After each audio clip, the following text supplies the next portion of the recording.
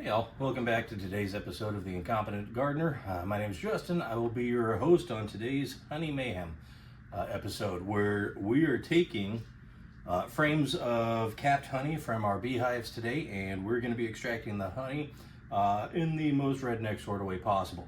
I don't have fancy equipment. This is my first foray in bees, so I do not have a extruder, any kind of centrifugal system to sling this honey out, to filter everything. We're doing it by hand. So we've started already, just kind of check where everything is at. We're working on our 10 frame hive today. I've done 4 frames already. I'm doing 4 more. Strictly out of the honey super, I'm leaving a couple of frames of capped honey in there as well, just to help them perpetuate across.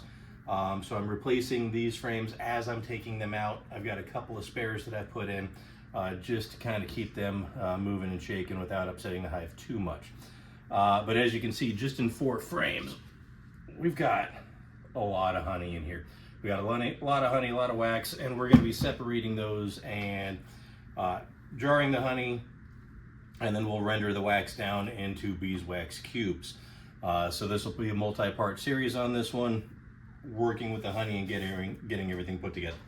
First thing I highly recommend, glove up. It gets a bit sticky and tricky in here. So what we're going to do is I'm going to walk you through kind of what I've done, my process on making sure that everything is ready to go. So I picked up a honey refractometer off of Amazon. These things run like 20 to 25 bucks plus shipping, free if you got Prime. This is awesome. This is going to tell you your moisture level on the honey. So all I'm going to do is I'm going to take the little dropper in here, give it a squeeze, stick it inside a frame or a little wax spot of honey, get some honey in there, and I'm just going to put a few drops on this refractometer. And it really doesn't want to drop. This stuff is actually pretty thick. There we go. And I'm just going to smear some honey around on there, get it nice and coated. And then all we're going to do is put the little lens screen on, tap it down, and you look through it and point it at the light. And it will give you a line of exactly where your water level is in the honey.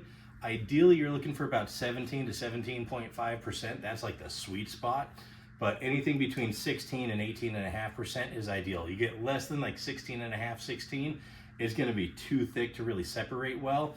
And if you're higher than 18.5, it's very liquidy, and it's got a high potential of fermenting, which will turn into mead. Now, if you're into that sort of thing, go nuts. If you're a Renaissance Fair fanatic, have some fun. And you can make your own nice fermented honey beverage. We are sitting right at 16.5 to 17% on these frames. The last set of frames I did, we were right at 17%. So we're right on the low end of that sweet spot. 17 to 17.5 is the perfect sweet spot. We're at 16.5 to 17. Still pretty dang good. So I'm going to grab my little honey extractor afro fork. Probably get canceled for that remark, but I'm not politically correct. And what we're going to do is we're just going to take the little wax caps off. So all we're doing is just going through with the pick and busting the wax caps. And then I hold on to that. I'm just going to scrape it off into my big bowl, because all of this is straight beeswax. It's what the bees extrude from their bodies, their abdomens, in order to cap this and to make all of their honeycomb. So we're going to use that. This is great for making soaps, skin products, candles, anything with wax. You can render it down. You can make tinctures with it. Beeswax is a very versatile, very awesome thing. And as we homeschool our kids, this year we're planning on doing a lot of beeswax projects in order to teach them how to maximize everything that they're getting. So we're just going to keep on going down, breaking these caps off. You can see that beautiful dark amber color on this honey. And I've tried a little bit. It is phenomenal. Yeah, so just going to break these wax caps. Now again, I don't have any fancy equipment. I don't have any extruders. I'm not renting equipment. I'm not buying equipment because that stuff is expensive. And I have 6 kids. I'm a baller on a budget. So yeah, I am not going to be spending the extra money. And I honestly don't think it's necessary. The fact of the matter is, people have been collecting honey since the dawn of time, since God created people and bees, and they didn't have any fancy stuff. The fancy piece that I have is my big old barbecue spatula, and I'm gonna just stick that in and slide it down that center screen, and look at those beautiful colors. That is gorgeous. And all that beautiful beeswax. And there's just something very cathartic about watching that just slide down that frame. So just in that 1/2 a frame, that's what we pulled out. That's pretty awesome. It's got a good thickness to it, not too thick, not too soupy or watery.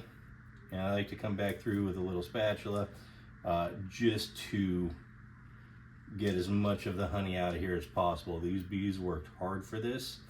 I don't want to waste anything, so I try to get as much out as I can, because I will end up washing these frames in order to reuse them. And then I just like to get a nice little sample. Oh my God, that's good.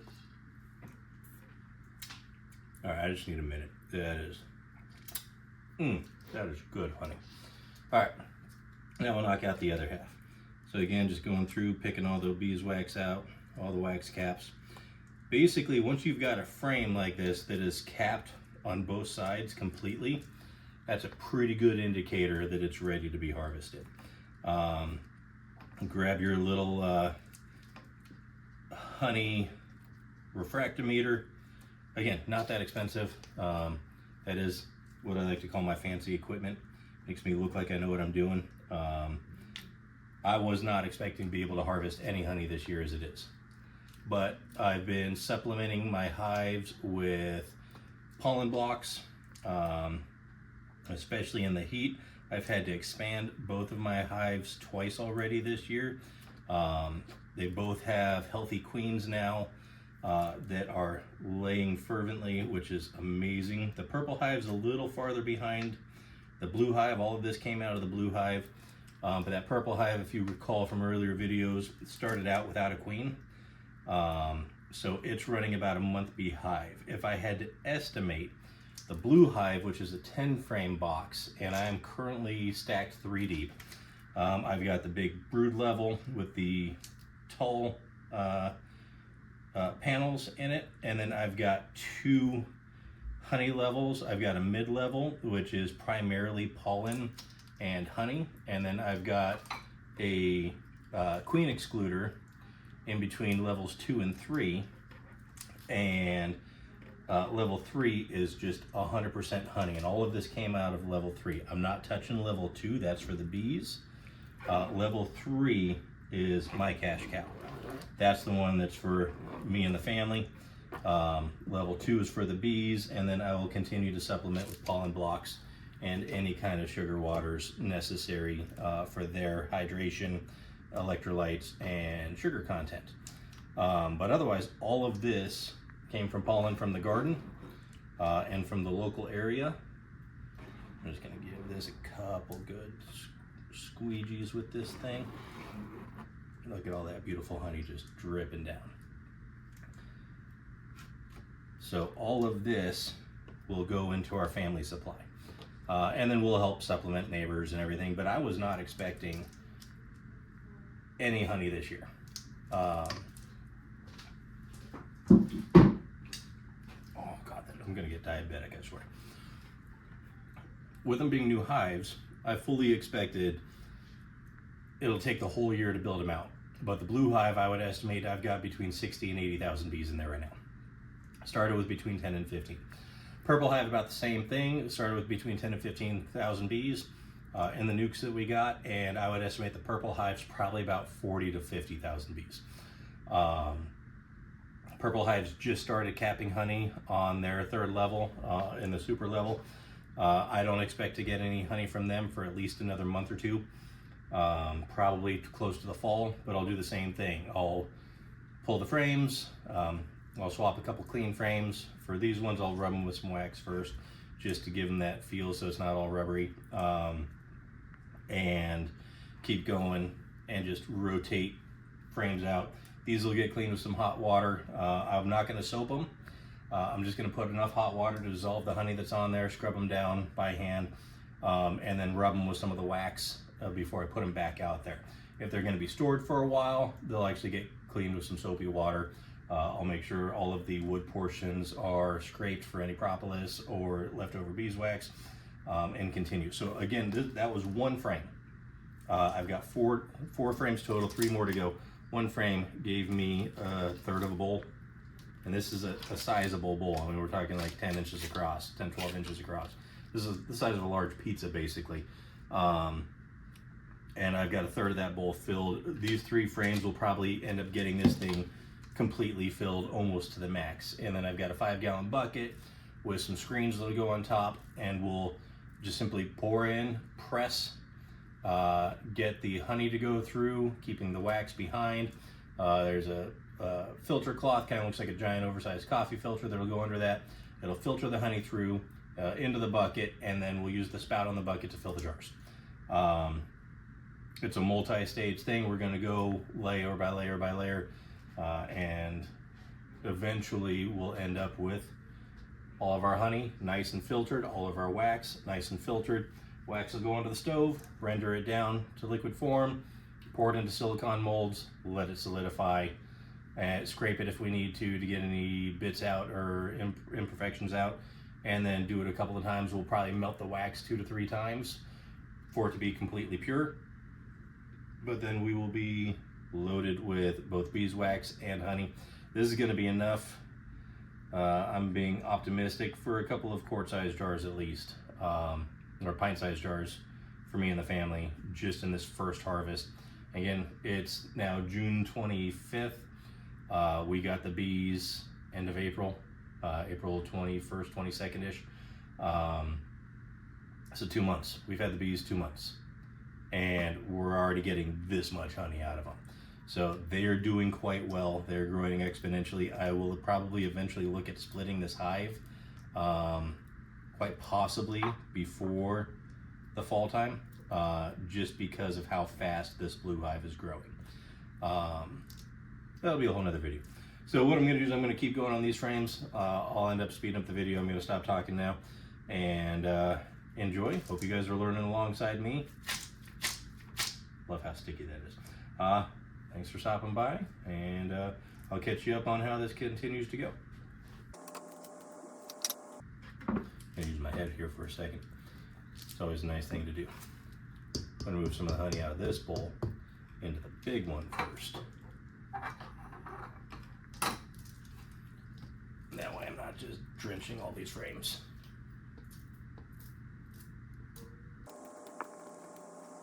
And sorry it's been so long since I have posted anything. It has been busy and hectic between work, softball, baseball, school, everything. I've been wearing as many hats as humanly possible, which keeps me from being able to post on occasion, but we're back.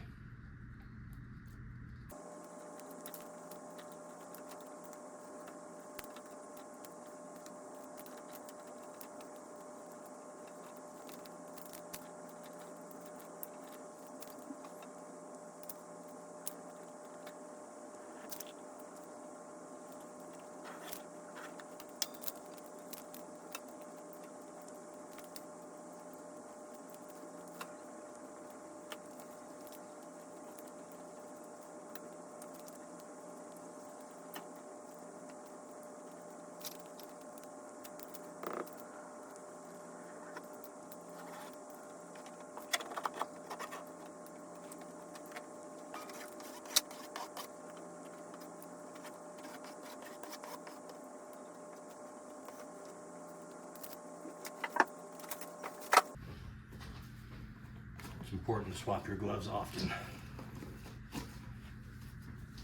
Otherwise it just gets too sticky to work with anything.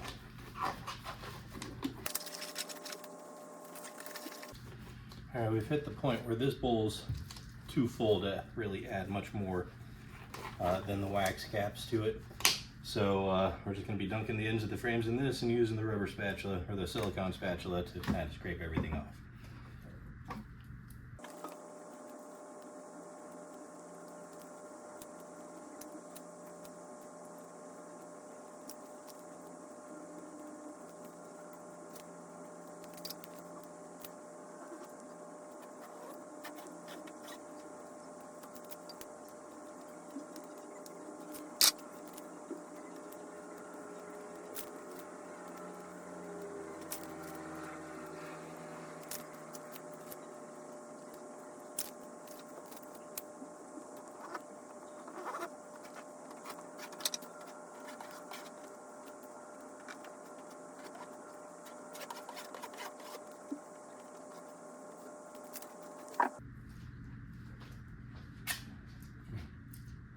Always got to stop for a snack.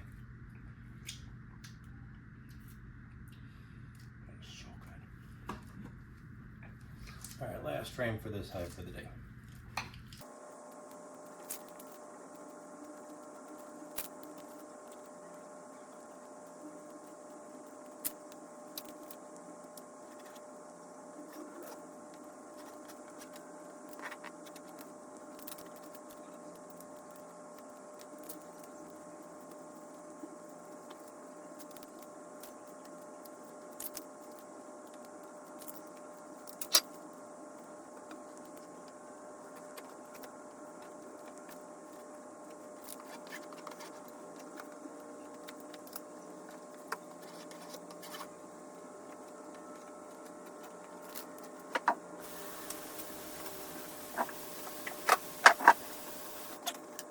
I'm going to have to glue it up one more time.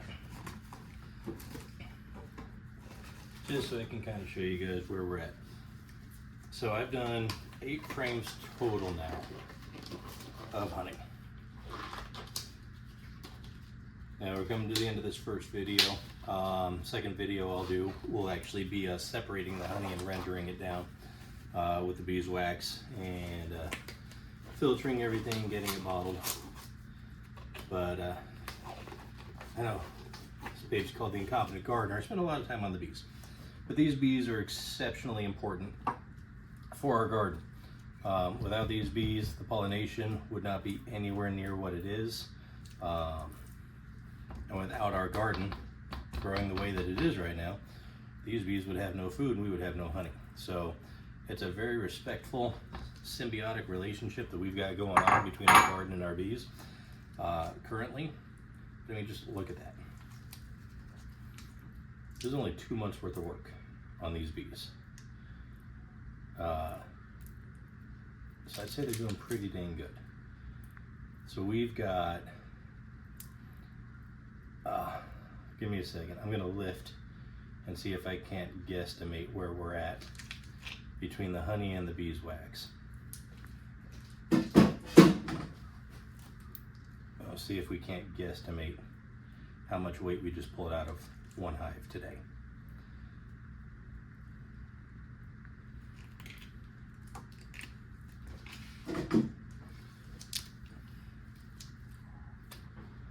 I guess a solid 5 to 10 pounds. I'd call that closer to 10. We'll weigh them here in a bit. It's like 25, 30 pounds right there. So that is an awful lot of honey. Now I will tell you, with the refractometer, to clean it, I don't run this underwater. It will get water in there, it'll get cloudy, it'll get dirty, possibly even rusted. I just take a paper towel, get it with some hot, and I mean hot water, to get the honey off.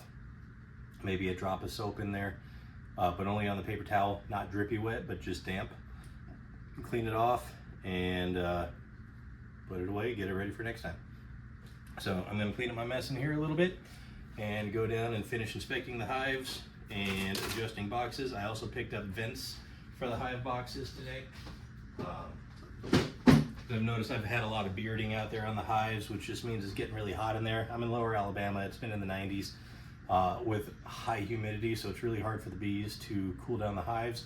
So I picked up, it's just a 2-inch frame for a 10 frame size box and an 8 frame size box that has holes drilled like that with mesh wire on the inside so that critters can't get in and out, but it allows that hot air as it rises in the hive to vent out. So it'll make it easier for the bees to cool the hive down in the summer, and they just remove it for the winter time so it doesn't get the hives too cold. I'll get some pictures and video of that later on, but for now, I'm gonna go close up my hives, and we'll come back for part 2 on this with rendering down some honey. Good to see you guys. Thanks for stopping by.